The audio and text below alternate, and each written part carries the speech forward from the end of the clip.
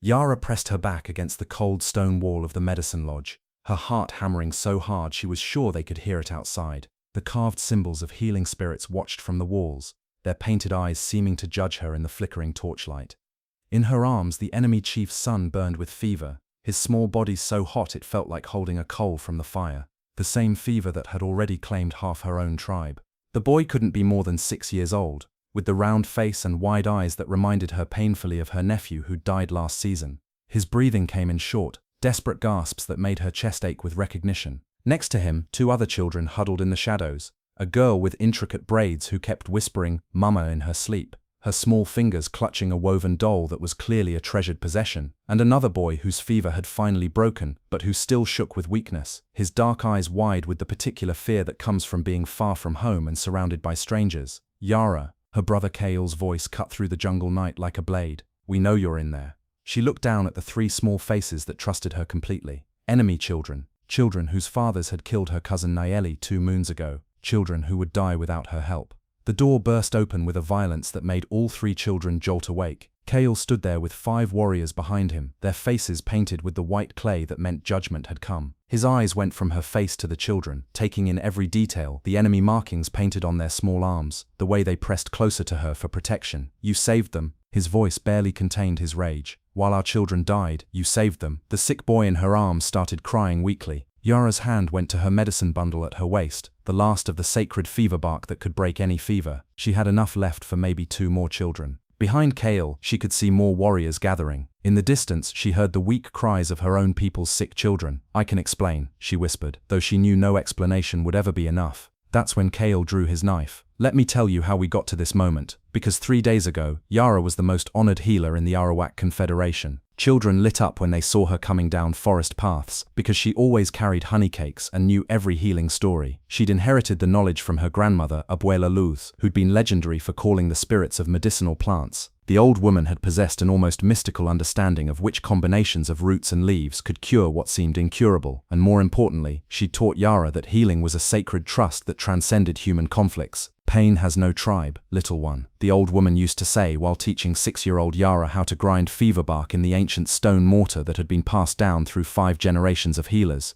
"When someone hurts, you help. That's the law that comes before all other laws, before tribal loyalty, before family obligations, before everything else that divides us." The fever had come with the rains, as it always did when the seasons changed. Every year brought some illness, and every year Yara's people weathered it with traditional medicines and careful nursing, trusting in remedies that had worked for centuries. But this year was different. This year children were dying faster than she could treat them, their small bodies burning up despite everything she tried. The sacred fever bark that grew only in the heart of the Forbidden Valley, the one remedy that never failed, that could break even the worst fevers if prepared correctly, was running dangerously low. The tribal council had already lost 2 expeditions trying to gather more, with warriors returning bloodied and defeated, speaking in hushed tones of jaguars and poisonous serpents and something else they wouldn't name. Yara had been working for 60 hours straight when the first enemy child appeared. She'd found him collapsed at the river's edge in the pre-dawn darkness, barely breathing. A Carib boy, maybe 7 years old, with the telltale red spots that meant the fever had him. His hair was braided in the distinctive pattern of the northern tribes, her people's sworn enemies for 3 generations, ever since the great betrayal when a Carib chief had broken a sacred marriage alliance and massacred an entire Arawak village during what was supposed to be a peace ceremony. The same tribe that had raided their settlement 2 months ago and killed her cousin Nayeli, leaving her body for the birds as a message of contempt. The smart thing would have been to let him die. The safe thing. The thing that would protect her from accusations of treason and collaboration with enemies. But here's what nobody understood about Yara. She'd never been able to look at a sick child and see an enemy first. When she looked at this boy, unconscious and burning with fever, his small face twisted in pain even in sleep, she didn't see a future warrior or a tribal threat. She just saw a child who was going to die without help. The same age her nephew had been when the fever took him. The same desperate breathing. The same way his small fingers curled reflexively, as if reaching for a mother who couldn't save him, so she carried him to the hidden cave behind the waterfall, the place where she stored her emergency medicines. It took her all night, but by morning his fever had broken. She sat with him as he slept, watching his breathing return to normal, feeling the satisfaction that came with pulling someone back from death's door. By the second morning, 2 more enemy children had appeared at the river. A girl with braids who was already unconscious when Yara found her, and another boy who'd somehow made it to the water despite a fever that should have killed him. Maybe they'd followed the first boy's trail, or maybe the spirits were testing her commitment to the healer's oath. Each child she carried to the cave made her secret heavier. Each dose of medicine she used was one less for her own people. But every time she looked at their small faces, she heard her grandmother's voice. Pain has no tribe, little one. The thing about being a healer in a time of plague is that you learn to compartmentalize in ways that would horrify a normal person. You learn to shut off the voice that says, "But what about my own people?" and focus entirely on the person in front of you who needs help. That's exactly what Yara had been doing for 3 days, living 2 completely different lives. During the day, she was the beloved healer everyone expected. She moved through the village, checking on the sick, dispensing medicines, offering comfort to grieving parents. She held hands with dying children and sang them into the spirit world when her medicines couldn't save them. But at night she became someone else. She became the woman who snuck through the forest carrying stolen medicines to treat enemy children, who sat up all night feeding fever bark tea to a Carib girl who called for her mother in a language Yara barely understood, who sang Arawak lullabies to children whose fathers had killed her cousin. The contradiction was eating her alive, but she couldn't stop, because the fever didn't care about tribal politics. Children didn't choose their parents. And death looked exactly the same whether it came for an Arawak child or a Carib one. Kale had started getting suspicious on the second day.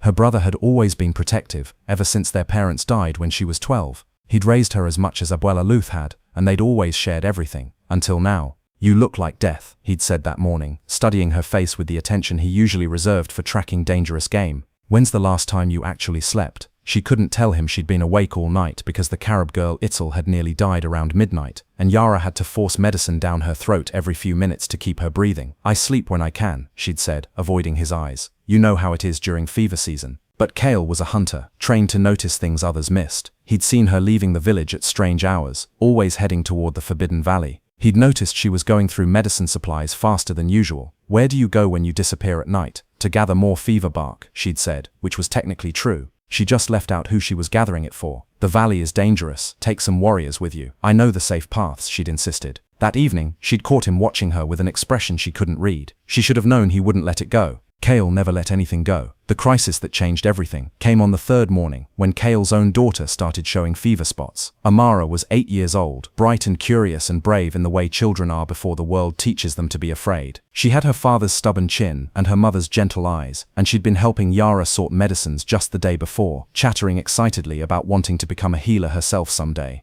"I want to help people like you do, Tia Yara," she'd said, carefully arranging dried herbs with the same meticulous attention her father brought to tracking. "I want to make the scary things go away." When Kale carried her into Yara's treatment area that morning, her small body burning with fever and her eyes unfocused with delirium, speaking words that made no sense, Yara felt something break inside her chest. This was the child she'd helped deliver 8 years ago, cutting the umbilical cord with her own trembling hands while her brother wept with joy. The little girl who called her Tia Yara and brought her carefully drawn pictures of medicinal plants, each one labeled in her careful child's handwriting. The bright spirit who'd inherited her father's determination and her mother's gentle heart, who ran to Yara for comfort when nightmares woke her, who trusted absolutely that her aunt could fix anything that hurt. Yara rushed to treat her, reaching for her medicine bundle, only to freeze when she realized what she was looking for wasn't there. She'd used the last of her strongest fever bark on the enemy boy that morning. The child who'd been closest to death, who'd needed the most powerful medicine to survive. She'd made that choice without thinking, following her healer's instincts to treat the most critical case first. Now she stared at Amara's burning face and felt her heart split in two. She had medicine left, but only the weaker preparations, the kind that might work on a child whose fever wasn't too advanced but probably wouldn't be enough for someone as sick as Amara. The strong medicine that could definitely save her was sitting in the cave, in the body of a Carib boy who was finally strong enough to survive without it.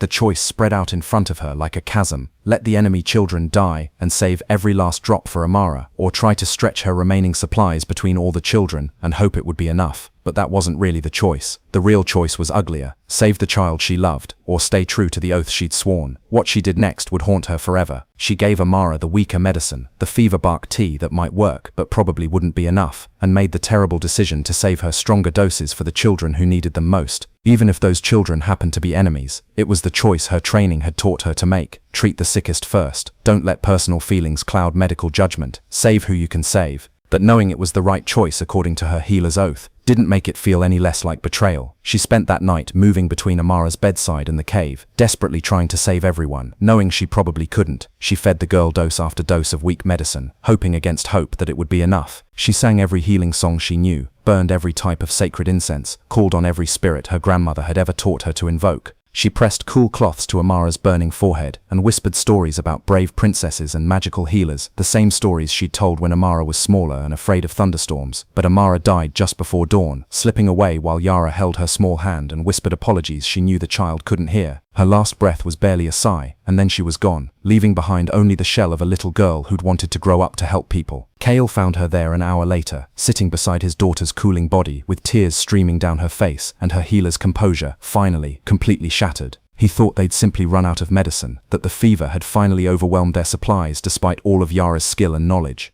He thanked her for everything she'd done, told her it wasn't her fault, held her while she sobbed into his shoulder like she had when they were children and the world seemed too big and frightening to bear alone. He never knew what she'd really chosen, never knew that there had been medicine that might have saved his daughter if only she'd been willing to let enemy children die for it. But Yara knew. She carried the weight of that decision like a stone in her chest. The worst part? She wasn't even sure she regretted it, because when she'd checked on the children in the cave that morning, all three were alive and recovering. The boy she'd given the strong medicine to was sitting up and asking for food. Itzel was finally able to keep water down. The third child was weak but stable. 3 lives saved, 1 life lost. According to medical triage, she'd made the right choice, but mathematics didn't account for the fact that one of those children was her brother's daughter, a piece of her own heart. That's when she realized she'd crossed a line she couldn't uncross. She wasn't just treating enemy children anymore, she was protecting them at the cost of her own people. And despite the guilt destroying her, she couldn't bring herself to stop. Because children don't choose sides. They don't understand ancient betrayals and blood feuds. They just want their mothers, and for someone to tell them the scary thing will go away. How do you let a child die for something they didn't choose? So she kept sneaking medicine to the cave, kept treating enemy children with the same care she'd give her own people, kept lying to her brother and her tribe about what she was doing. But the lies were getting harder to maintain, and Cale was asking more questions, watching her more closely, clearly sensing something was wrong.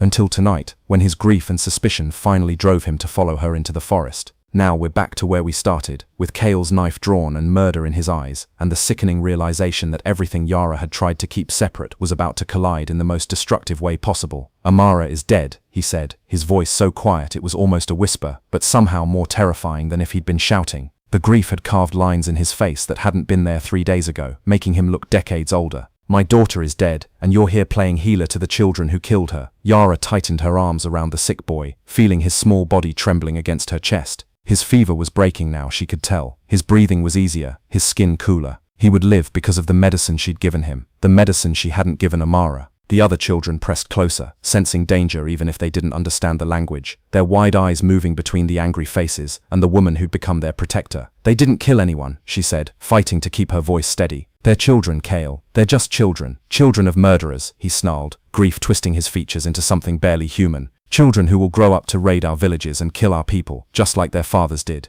Just like they killed Nayeli. Just like they killed my daughter. The other warriors had spread out around the cave, blocking every exit. Yara recognized all of them, men she'd known since childhood, men whose children she'd delivered, men who'd once looked at her with love and respect. Now their faces showed only cold judgment. Joaquin stepped forward, his knife drawn. You betrayed us, he said, his voice holding the particular pain of broken trust. While we buried our children, you were saving theirs. I was saving children, Yara shot back, finding strength in her convictions, even as her world crumbled. Just children, that's all they are. You chose them over us, Cale continued, tears mixing with the white paint on his face. Over your own blood, over my daughter. The accusation hung in the air like smoke. Yara felt the truth pressing against her teeth, demanding to be spoken after 3 days of lies. I chose to save who I could save, she said finally, while our children died. Our children died because there wasn't enough medicine for everyone. The words exploded out of her. Not because I saved these 3. There was never going to be enough. The silence that followed was deafening. She could hear the sick boy's labored breathing, could feel the other children trembling against her legs. That's not true, Cale said, but his voice had lost some of its certainty. You had medicine.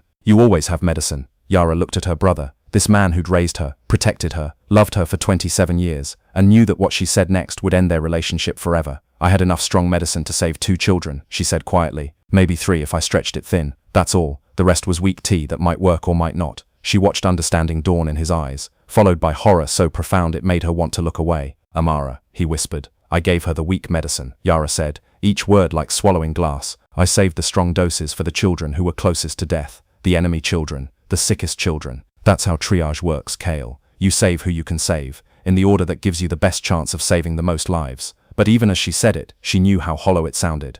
You let my daughter die for them, he said, and his voice was the sound of something breaking beyond repair. Yara closed her eyes, feeling the weight of 3 days' worth of guilt crushing down on her. The truth was a burden she'd been carrying alone, and now that it was spoken, it didn't feel like freedom. It felt like Judgment Day. "Yes," she whispered, "I did." The admission sucked all the air out of the cave. She heard one of the warriors curse, heard her brother's sharp intake of breath like she'd stabbed him.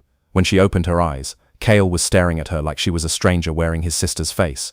"Why?" he asked, and the pain in that single word nearly broke her. How could she explain that in the moment of choice, she'd seen only sick children who needed help, that her healer's training had been stronger than tribal loyalty, that she'd acted on instinct and principle rather than love and blood? "Because they were children," she said helplessly. "Because they were sick and I could help them. Because Abuela Luth taught me that pain has no tribe. Abuela Luth never meant for you to choose strangers over family, didn't she?" Yara asked, her voice holding a challenge. "What do you think she would have done in my place?" The question caught him off guard. Their grandmother had been legendary for treating anyone who needed help, regardless of politics.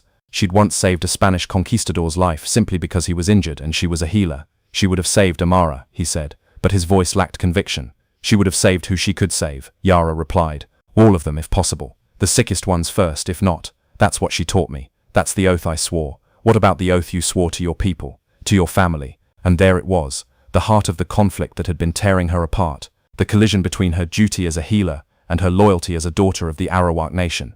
"I can't be both," she said, surrendering a piece of her soul. "I can't be a healer who only heals her own people. It doesn't work that way." Cale raised his knife, and for a moment she thought he might actually use it.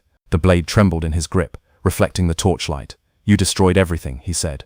"Our family, our trust, my daughter's life. I saved 3 children," she counted. 3 children who would have died. Enemy children, just children. They stared at each other across the impossible gulf that had opened between them, brother and sister separated by choices that couldn't be unmade and wounds that would never heal. The warriors didn't kill her immediately, which surprised everyone, including Yara. Instead, Cale stood there for what felt like hours, looking at his sister holding enemy children while their own people's cries echoed from the village. Looking at the woman who'd saved hundreds of lives over the years, who'd never turned anyone away, who'd loved his daughter like her own but hadn't been able to save her. Looking at someone he no longer recognized. "You're no longer Ara," he said finally, his voice empty of everything except exhaustion. "You're no longer my sister. You're no longer welcome in our lands." The formal words of exile hit her like a physical blow. To be cast out from the tribe was considered worse than death. It meant losing not just your home and family, but your identity, your place in the spiritual world, your connection to the ancestors. It should have felt like a death sentence. Instead, it felt like freedom. "I understand," she said quietly, and meant it. Cale's face crumpled for just a moment, and she saw the brother who'd taught her to swim and hunt, the man who'd held her when she cried and celebrated when she mastered her first healing ritual. Then the moment passed, and he was the war chief again. "Take what you need," he said. "You have until sunrise to be gone." Yara gathered the 3 children and what medicines she had left, moving with careful dignity. The warriors stepped aside to let her pass, not out of respect, but because she was already dead to them. She paused at the cave entrance and looked back at her brother one last time. "I'm sorry about Amara," she said, meaning it with every fiber of her being. "I loved her too." "Not enough," he replied, and turned his back on her. She never saw him again. The years that followed were harder than anything she'd ever experienced, but also more purposeful than she'd imagined possible.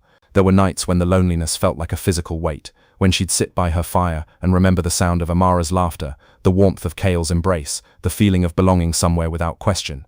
There were days when she questioned every choice that had led her to this exile, wondering if there had been another way, a better way, a way that could have saved everyone she loved. Yara built a new life in the spaces between tribes, in neutral territories where no one claimed sovereignty. She found a hidden valley, 3 days' walk from any established settlement, with fresh water that ran clear year-round, and medicinal plants that grew in abundance, and caves that could shelter the sick through any weather. It was isolated enough to be safe, accessible enough to be found by those who truly needed help. Other exiles found her, drawn by stories that spread along trading routes like seeds on the wind. Other healers who'd made impossible choices and discovered that doing the right thing didn't always lead to happy endings. People who'd chosen compassion over politics and found themselves homeless because of it. Warriors who'd refused orders to massacre civilians. Mothers who'd hidden enemy children. Spiritual leaders who'd spoken against unjust wars. Gradually, a new kind of community formed around her, not a tribe in the traditional sense, but a gathering of people who shared the understanding that healing transcended loyalty, that mercy was stronger than vengeance, that some principles were worth any sacrifice. Word spread, as word always does. When the next fever season came, parents from both Arawak and Carib territories started making the dangerous journey to the valley where the exiled healer lived. They came quietly, desperately, bringing their sick children to the woman who didn't ask which side you were on before she helped. Yara treated them all with the same care she'd always given. She asked no questions about tribal affiliation. She simply did what she'd always done, looked at each patient as an individual who needed help. The irony wasn't lost on her. In losing her tribe, she'd gained the freedom to truly live up to her grandmother's teachings. In being cast out for helping enemy children, she'd created a space where no children were enemies. Kale never brought his remaining children to her, but sometimes, late at night, she'd find medicine bundles left at the edge of her territory, rare plants that grew only in Arawak lands, prepared remedies that used techniques she recognized from her brother's limited healing knowledge. No note, no signature, just the fever bark and healing herbs she needed to keep saving lives. It was the closest thing to forgiveness she would ever receive, and the closest thing to an apology she could ever offer. Years passed. The 3 children she'd saved that night all survived to adulthood. Itzel grew up to become a peacekeeper between the tribes, using her unique position as someone saved by an enemy healer to broker truces. The sick boy became a healer himself, learning her techniques. The 3rd child disappeared into history, but Yara sometimes wondered if they grew up to leave medicine bundles for other exiled healers. The fever that had started everything eventually ran its course. New diseases came and went. Wars flared and ended. The political landscape shifted in ways that made the original conflict seem small and distant, but the valley remained. The community of exiles grew, and Yara continued to practice the kind of healing her grandmother had taught her, the kind that recognized no boundaries except the universal need for compassion. Some choices destroy you, she learned. Others remake you into something you never thought you could be. She learned to live with both. In the end, the measure of a life wasn't whether you made the right choices, but whether you could live with the consequences and build something meaningful from what remained. She'd lost her family, her tribe, her place in the world she'd been born into, but she'd gained the knowledge that she could live with herself, that she could sleep at night knowing she'd stayed true to the deepest principles she'd been taught. It wasn't the life she'd planned, but it was a life she could be proud of. And in the quiet moments when she sat by her fire and listened to the sounds of the healing valley around her, she thought her grandmother would have approved. The 3 children she saved that night all survived. Their descendants still tell stories about the healer who chose compassion over tribe, exile over compromise. The valley she founded remained a place of healing for over 200 years, until the coming of diseases from across the sea changed everything once again. But that's another story entirely.